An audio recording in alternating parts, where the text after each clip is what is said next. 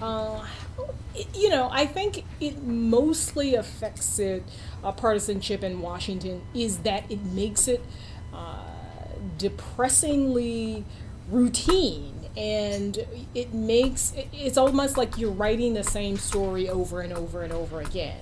You know, the president rolls out his State of the Union address, or the preview for the State of the Union address. It's about community college. It's about investment in infrastructure.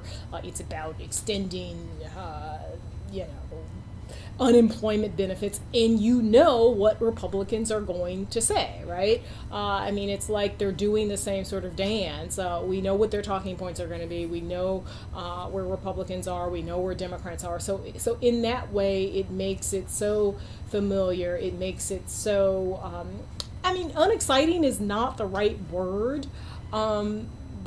but yeah, I mean, and that's the frustrating part. You feel like you're writing the same story over and over again, that there's not a lot of movement. And I think you see that. I mean, it's not only something that's frustrating, I think, for reporters, it's frustrating for just average Americans who are taking this in. You know, there hasn't been a lot of movement on a lot of the big picture things that the country needs to be worried about, whether it's education or social security. So I think that's the way it affects it. It's just like you feel like you're writing the same story over and over again, and you're like in that movie Groundhog Day.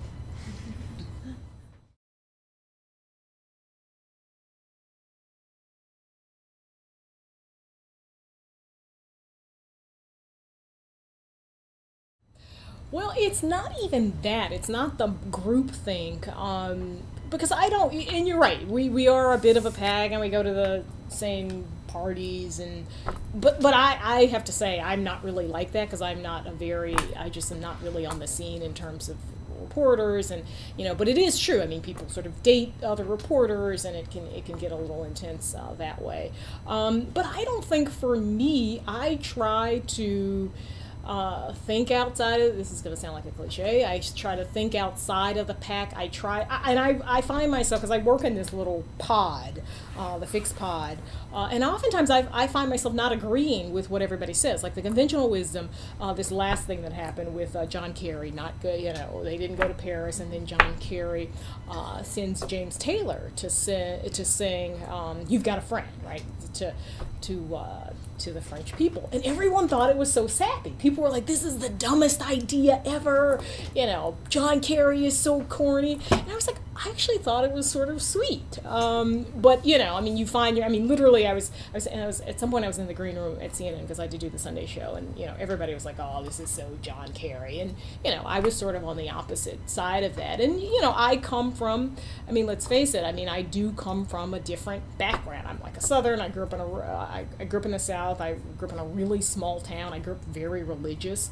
I'm black. You know, I went to Duke, which is awesome. So I feel like I have a different perspective, and that's what I try to bring to my writing. But I do think a lot of reporters do get caught up in sort of the groupthink of Washington, and wanting to have sort of the same story, wanting to have it first. And part of it is just the pressure. I mean, there's a lot of pressure, because you have to feed the beast.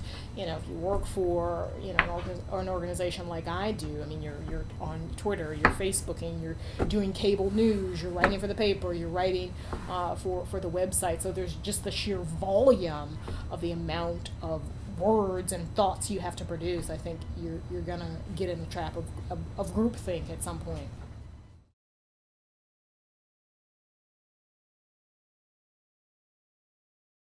I don't know. I hope I do. I mean, I think um, there was a reporter named Glenn Thrush, who I used to work with at Newsday, and I used to work with him at Politico. And his philosophy, and I feel like I'm there with this as well, is that you often get more cooperation from sources when you punch them in the mouth right away. You know, that's sort of one way. The other way is to do sort of a beat sweetener over a piece. Like, for instance, there was a piece today in the New York Times about the great speechwriters, Obama's great speechwriters, right? So you look at that piece and you're like, okay, these people are sort of putting together the most cliche speeches, and that's what State of the Union addresses usually are, but they're getting these lavish write-ups in the New York Times, and obviously they do that because they think they're going to get access at some point.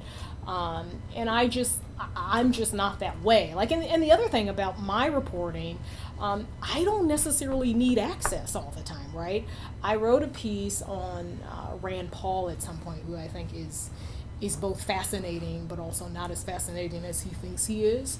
And he tends to speak in hyperbole. So at some point he said something like, there's no one in Congress who's done more to advance, civil rights than I have.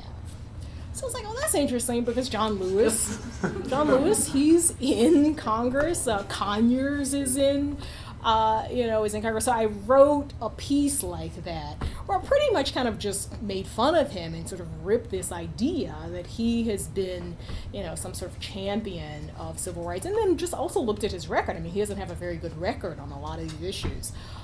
So, an hour after my piece goes up, his flack emails me and says,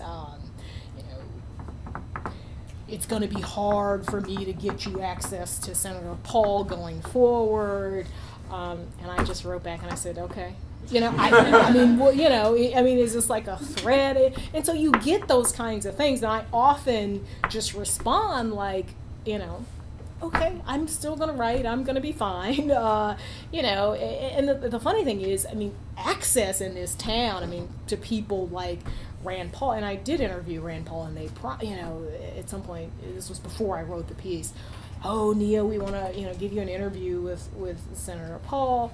It was like 5 minutes. It was 5 minutes of him, oh, I'm going to fight for, it was like talking points, and it's like, I almost couldn't write it up, right? And so, this idea that somehow, access is this prized thing, because, we cover politicians, they often don't say anything interesting, right? And then you can do your analysis, and you often don't need cooperation. So, for me, I don't really worry about it.